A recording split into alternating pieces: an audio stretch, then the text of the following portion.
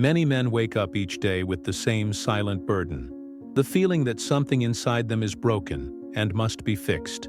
They move through life like mechanics of their own soul, tightening bolts here, polishing parts there, always believing that happiness will arrive only after the next repair. Society tells them that self-improvement is the noble path, that they are projects in need of constant fixing, and when they fail to arrive at perfection, they conclude that they are flawed beyond saving. But this interpretation is false. The truth is not that you are broken, but that the endless search to fix yourself is the very trap that keeps you restless. Alan Watts himself spoke of this dilemma, admitting that he too once fell into the cycle of trying to perfect what did not need perfection. He discovered that the harder one tries to repair the self, the more distant peace becomes, because peace was never meant to be engineered. It was always meant to be experienced. What appears as failure is often just the exhaustion of chasing illusions, and what seems like brokenness is simply the natural imperfection of being human. Before we go further, I invite you to support this reflection.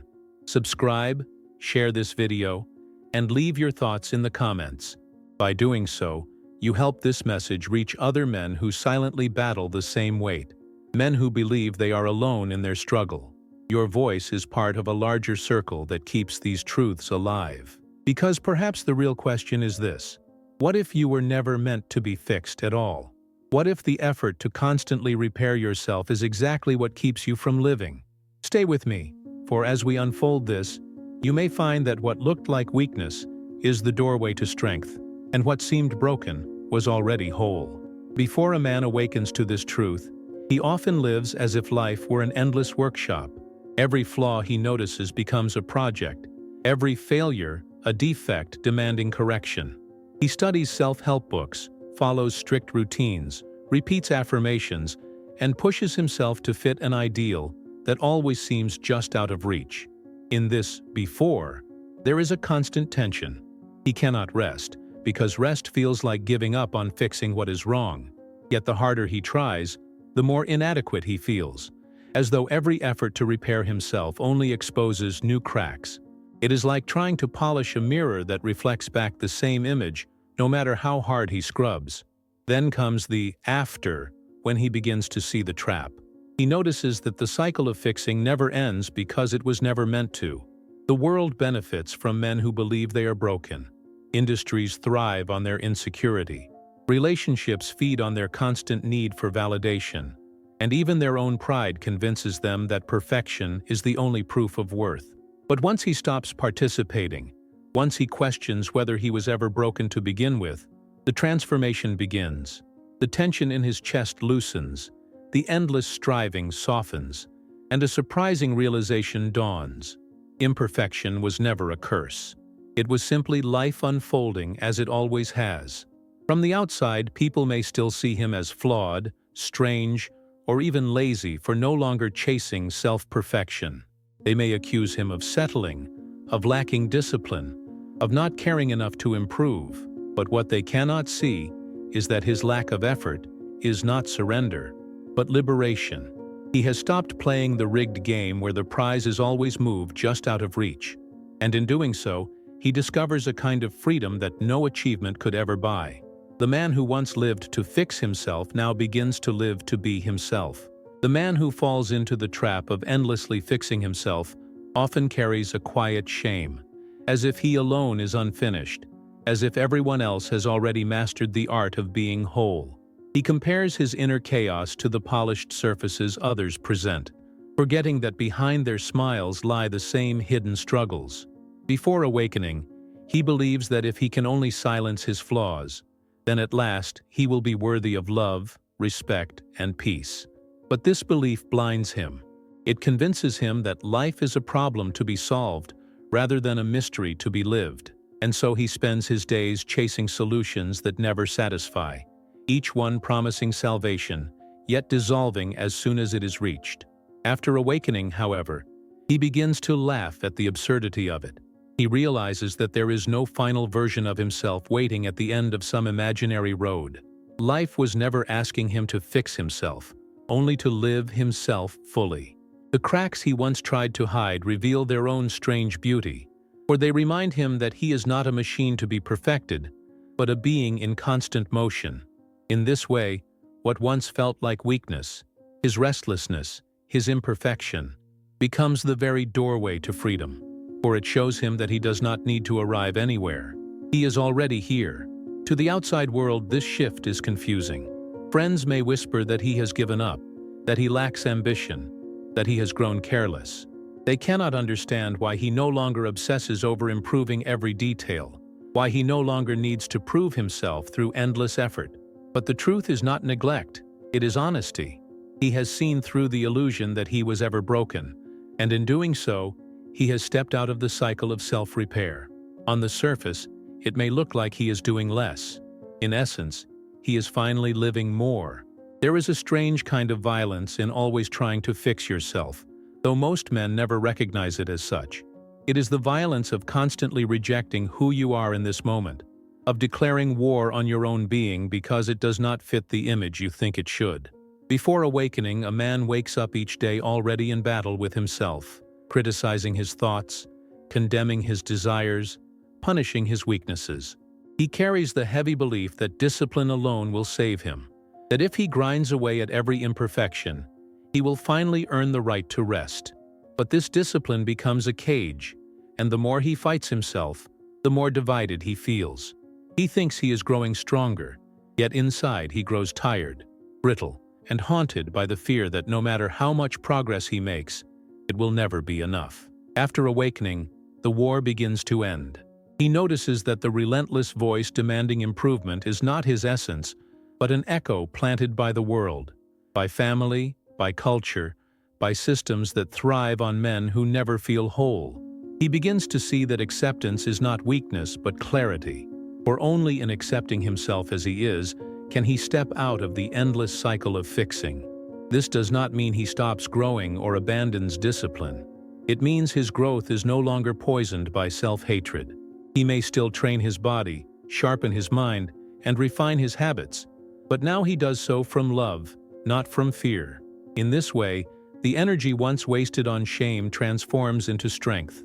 Those around him may still mistake this change for arrogance or carelessness. They might say, "He doesn't care anymore," or "He stopped trying." But what they do not see is that his trying was never the problem. His trying to erase himself was. Now, instead of fixing, he is living. Instead of patching cracks, he is discovering that the cracks let the light in. On the outside, he may look less ambitious, less restless, less obsessed with becoming perfect.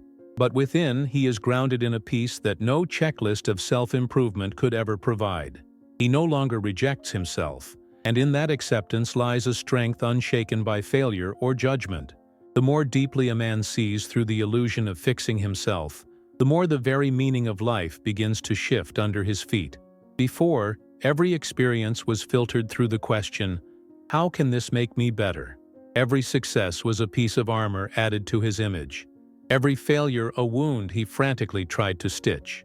Even his relationships were infected by this mindset. He approached others as though they were mirrors reflecting whether his project of self-improvement was succeeding or failing.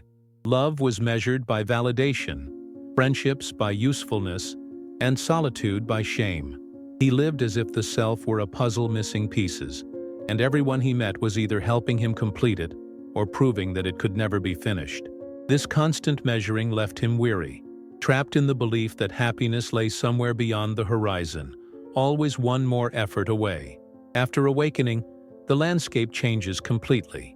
He begins to understand that the idea of a finished self is nothing more than a mirage, a trick of culture and ego. Life is not a puzzle to be solved, but a river to be entered. Instead of asking how each moment can repair him, he begins to ask how he can experience it fully. Failure no longer carries the same sting, because it no longer defines him. Success no longer intoxicates him, because it does not complete him. Even loneliness, which once felt like proof of being broken, becomes a space of freedom where he can rest without having to perform. In this way, what once seemed like endless loss transforms into liberation. By stepping out of the trap of fixing, he discovers that nothing was missing after all. And yet, to those watching from the outside, this transformation is unsettling. People who knew him before may accuse him of losing ambition, of abandoning the drive that once pushed him forward. They do not understand why he no longer competes with the same intensity, why he no longer needs to prove his worth in every conversation. To them, it looks like a man fading away, but in truth, it is the opposite. He is not fading, he is arriving. He is not giving up, he is waking up. What they mistake for weakness is the strength of no longer betraying himself. What they call apathy is the clarity of no longer serving illusions. This shift escalates quietly, but powerfully. It changes how he works, how he loves, how he moves through the world. Instead of fighting himself at every turn, he begins to live in harmony with himself, and this inner alignment gives him a strength far beyond the frantic energy of self-repair. He becomes less reactive, less desperate, less dependent on the approval of others. And though on the surface he may seem more solitary, within he carries a depth that is alive, steady, and unshaken. For the first time, he is no longer running from the man in the mirror. He is walking beside him. As this journey unfolds, the man begins to see how much of his old life was built on silent contracts he never truly agreed to. He remembers how he once woke each day already burdened with the feeling that he was not enough, and how every action was meant to compensate for that hidden shame. Work was not simply work, it was proof of value. Rest was not rest, it was guilt.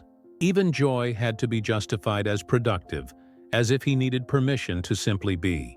Before, every moment was chained to the question, does this make me better? And so life slipped away, measured not by lived experience, but by imaginary standards of progress.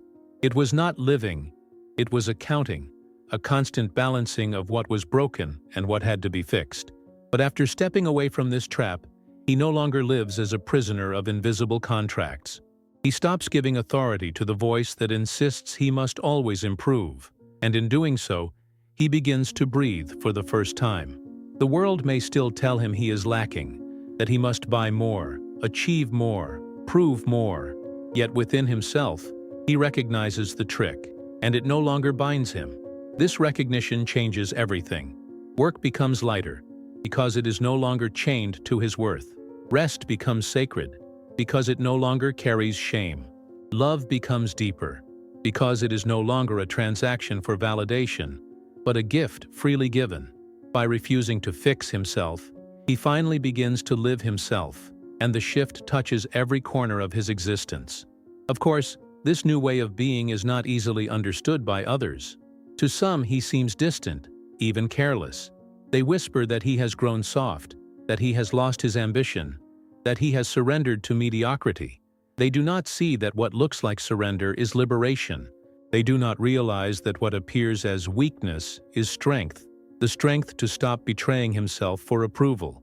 And though this misjudgment stings at first, he learns to carry it without bitterness.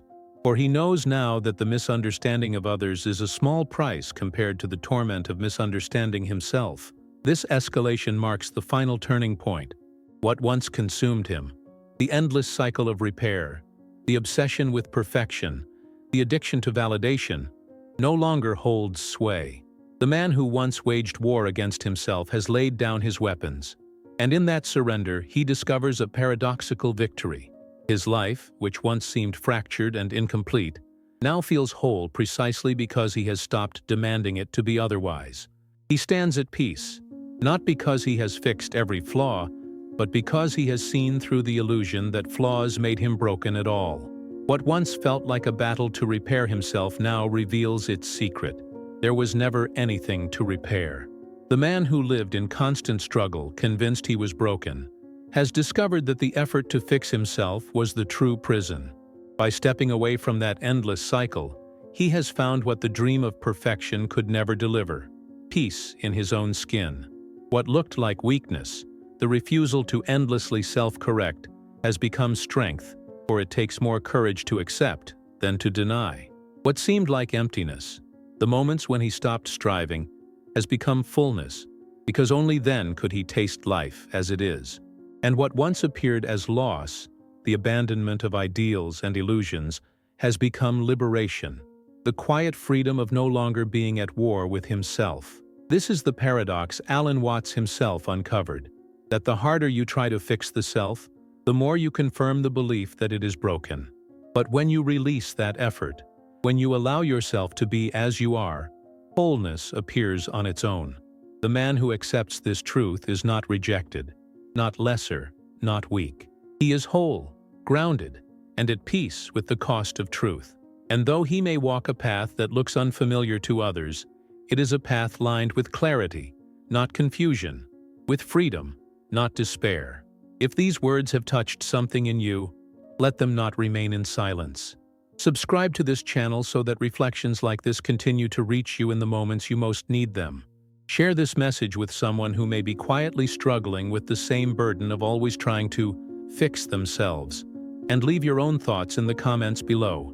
Every reflection shared strengthens this space, reminding others that no man carries his questions alone. In speaking, you give life to a community where imperfection is not failure, but the very proof of being human.